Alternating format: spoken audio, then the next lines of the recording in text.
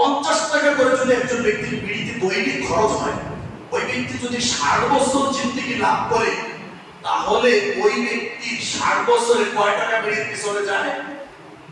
10 লক্ষ থেকে 11 লক্ষ টাকা। বুঝতে পারছেন কথা? একজন ব্যক্তি বিড়ি খাওয়ার পর থেকে 60 বছর জিন্দেগি পর্যন্ত 10 লক্ষ টাকা সে বিড়ি খেলো। আচ্ছা বলেন, এই 10 লক্ষ টাকার মালিক যদি কেউ হয়, তাহলে তার টাকা খরচ হয়েছে না?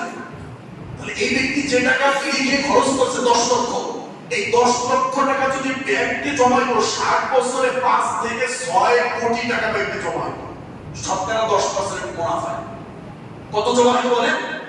5 থেকে 6 কোটি টাকা ব্যাংকে জমা হইতো।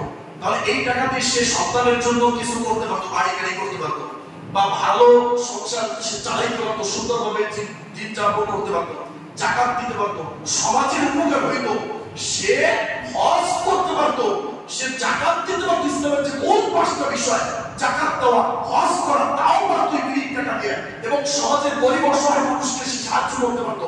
তাহলে এই ব্যক্তি হজের মতো পাপ থেকে বঞ্চিত, হজের মতো সওয়াবের কাছ থেকে সে বঞ্চিত, সে যাকাত থেকে বঞ্চিত।